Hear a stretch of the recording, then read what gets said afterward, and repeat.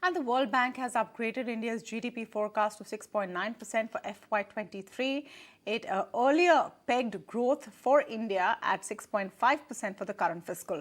The World Bank said that the upgrade was due to robust economic activities in the September quarter. Ratings agency Fitch has also retained its growth forecast for India, which is above 7%. The rating agency has said India has shown stronger than expected outturn.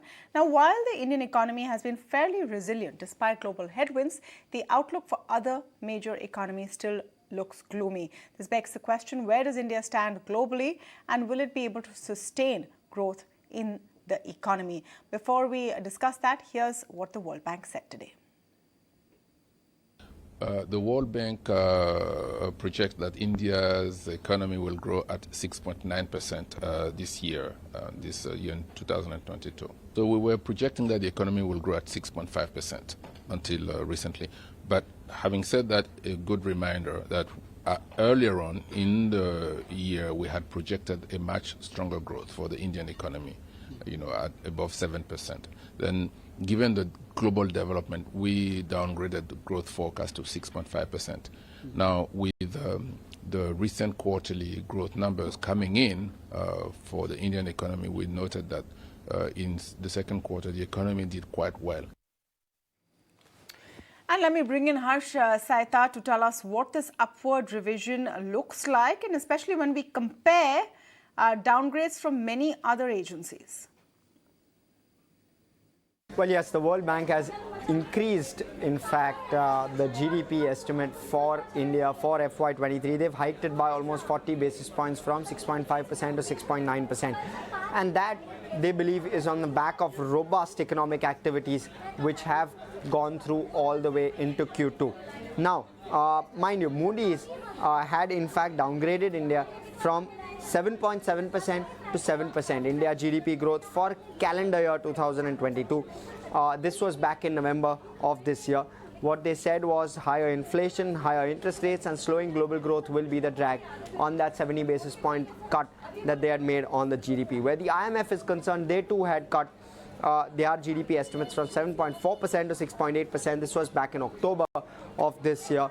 And they believe that the weak April to June quarter and the subdued external demand going forward is what will contribute to that 60 basis point withdrawal. Where it comes to the RBI, they had reduced their projections from 7.2% to 7% back in end of September, which was in their last meeting. Of course, the RBI meeting this time around need to wait and watch as to where they believe the FY23 growth will come from. All right, so improvement in FY23, slight dip in FY24, but the real question is, what is the World Bank saying that the rest are not? Dr. Arudeep Nandi of Nomura with me on the show this evening. Madan Sabnavis, Bank of Baroda, speaking with us. Siddharth Sanyal, Chief Economist, Bandhan Bank, also with us. All three Chief Economists, thank you so much for speaking with us today. Dr. Nandi, let me begin with your take on the World Bank numbers. What are they seeing that others are not? And do you think more of these corrections will follow? So, I mean, the FY23 number, I think, in our projection is around 7%. I don't think there's as much of a story there because, we are seeing a kind of recovery from pandemic situations. But, let me be a little bit of a party pooper in this because, despite the fact that we've had decent Q3 GDP numbers for the calendar year, what we've actually also seen is that a cyclical growth downturn has already started taking place. Yes, we've had good stories of festive demand, but once you take out the festive bit econometrically, you actually get to see that consumption, investment, external sector have actually peaked off in Q2 of the calendar year 2022 and have been moderating through October, in fact, even into November. And I mean, this comes in the backdrop of the global economy doing rather questionably at this point. In fact, our export growth in October was in fact as low as minus 17% year on year. And the second aspect is that consumption in India remains very K-shaped.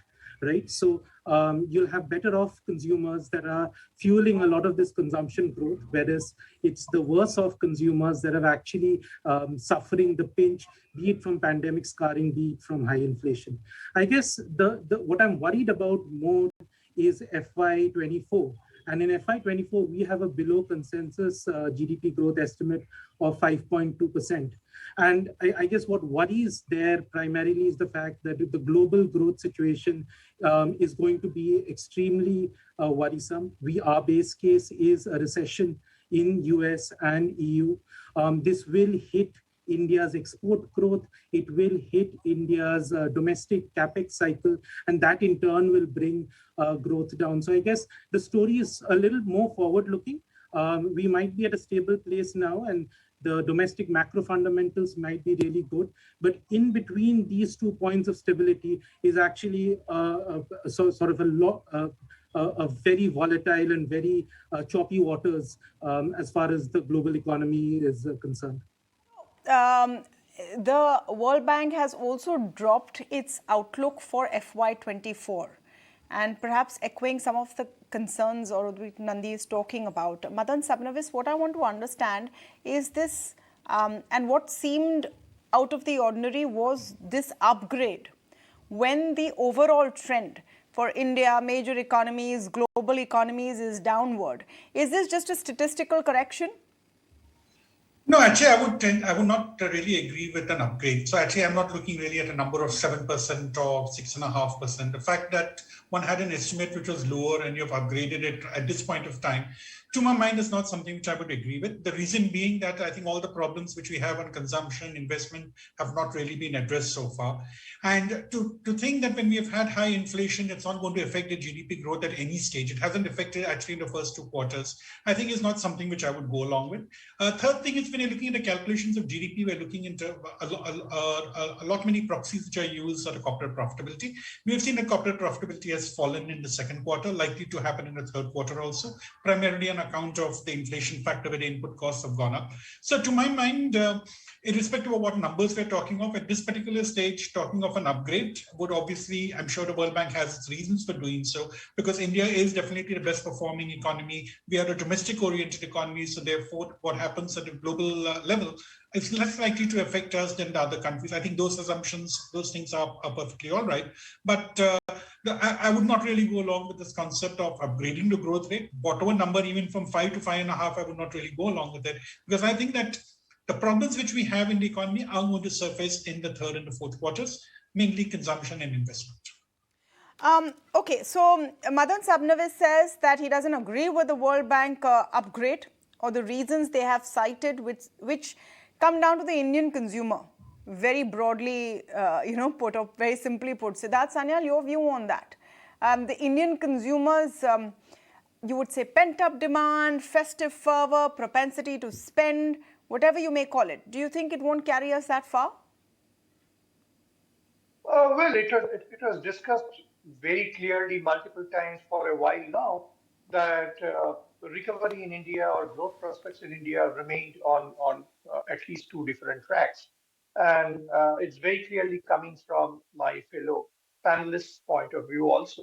Very clearly, we are seeing there is deviation in case of various sectors, and yes, to some extent by a few basis points, growth numbers in case of World Bank for this particular financial year might be moving a little higher.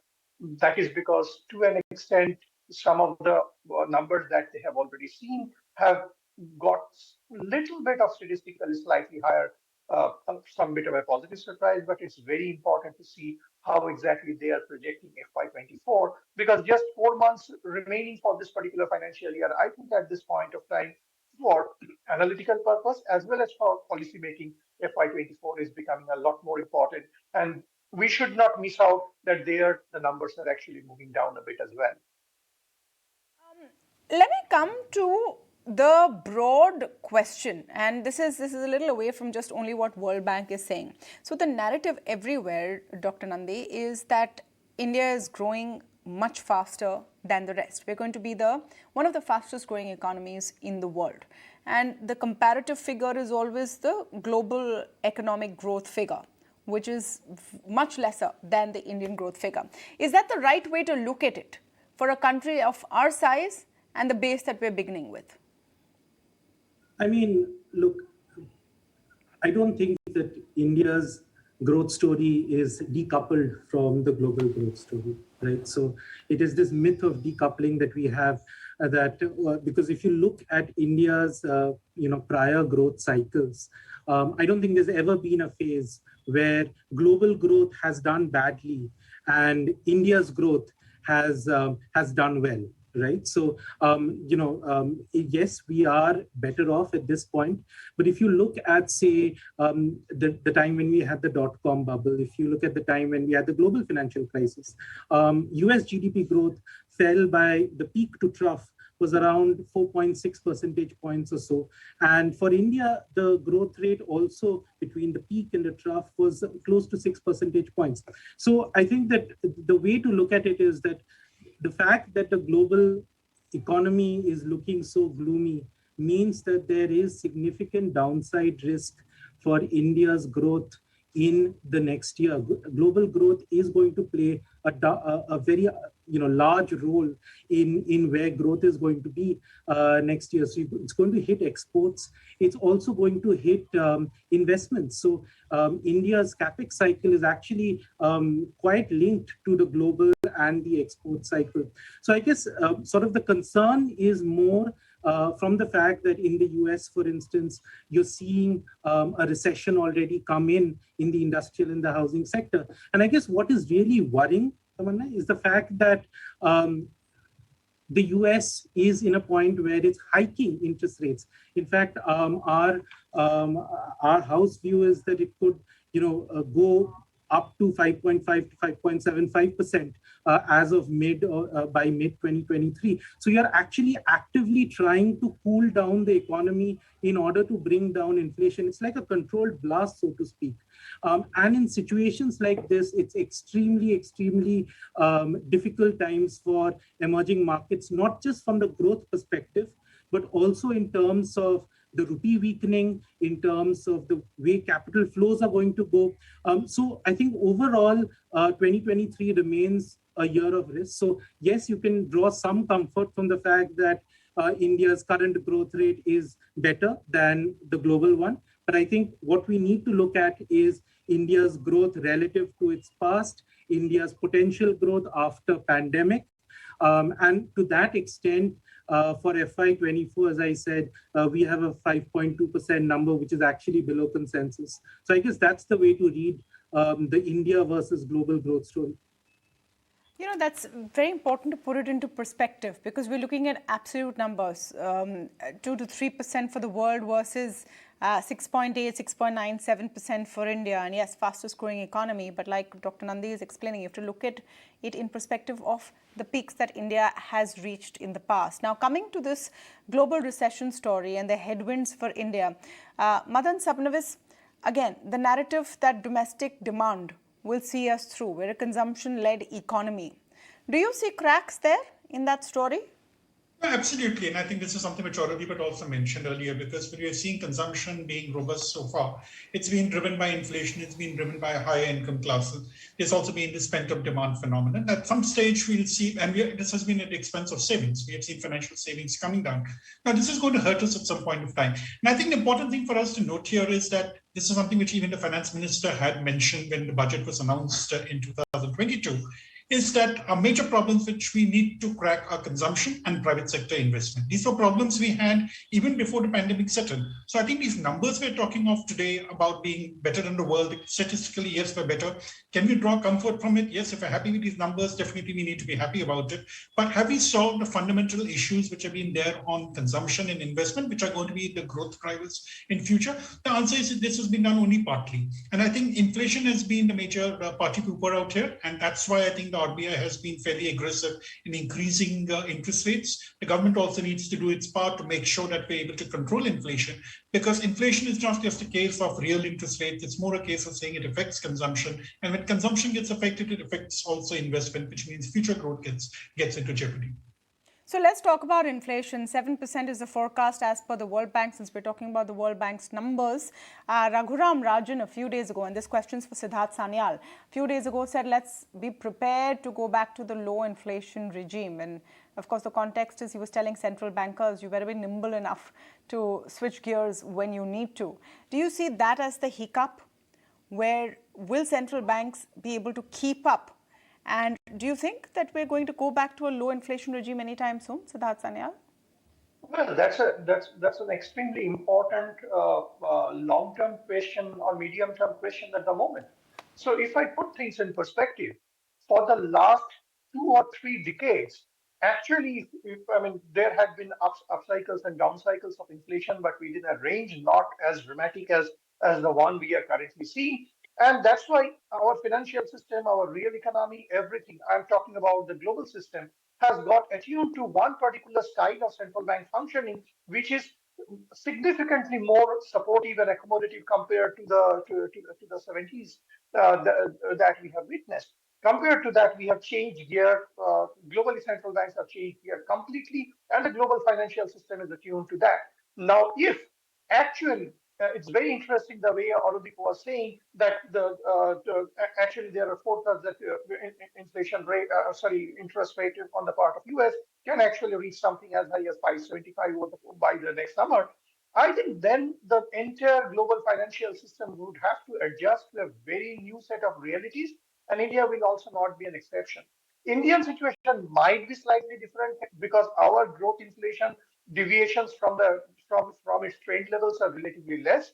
But if the way I mean we are talking about here, if it pans out, it's a huge medium-term adjustment for the global financial system, and we have to stay very cautious and prepared for any eventuality in that case. So the Indian outlook, and Dr. Arudeep Nandi, I'd like your view on this. As per the governors, that at least another 2 years to go back to 4%. Do you think it will take that long, and how do you look at Rajan's comments? So I think there's a certain policy tolerance, so to speak, of higher inflation and policy sort of very less appetite for growth sacrifice, right? So the point is, you could be in an interim regime of around 5% or so inflation, and the central bank says, look, that's fine. We'll push the 4% off later, but we can't sacrifice too much of growth, especially in a situation where the global economy is going to suffer. So I think a lot of the narrative on monetary policy is going to shift. It's going to pivot. It's going to pivot in the policy that's going to come tomorrow, but more prominently so in the first half of 2023, when actually the growth signals start to look more dire, and then the RBI says, look, you know what, we need to start focusing on growth, and we need to, it's okay if we can tolerate 5% or so inflation for longer. I think what's happening for India's situation is that our core inflation is extremely sticky, right? We are doing an underlying inflation of around 6% or more. And despite the fact that commodity prices have come off, core inflation remains remarkably sticky. As far as what Dr. Rajan has said, I think there is some merit there, because if the US is going to hike rates to, let's say we are correct, and it goes up to 5.5 to 5.75%.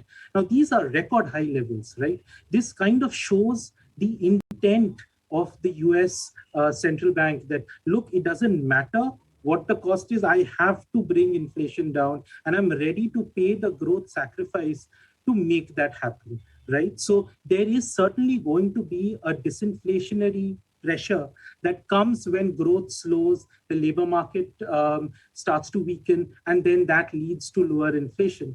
The second aspect is also that if global growth indeed suffers next year, then commodity prices should, in a perfect world, be lower. which should help with inflation. I guess the only asterisk which I would put to this whole narrative is that we are living in really uncertain times over the past 2-3 years, and we are victims of geopolitical risks, of risks to supply chains, and time and again, economists, despite all our sagacity, end up as not being able to predict when suddenly a supply chain is disrupted, or you're in a situation where geopolitical risks suddenly flare up. And in such a situation, you could have some upside risks to inflation, but otherwise, inflationary impulses should be lower in the next year, and that will also define the RBI's policy towards inflation and sort of shift the focus from inflation to growth. No, I feel your pain. Of course, all the economists on the panel who have to predict what's going to happen in a world where we started 2022 not knowing that there's going to be a war breaking out, and we're ending the year not knowing when that war will end. So yes, everything comes with a big asterisk mark. That's agreed. I'll have to wrap it here, but thank you so much for speaking with us today. We'll take a very short break on the India development debate, but a lot more coming up on the other side. Stay tuned.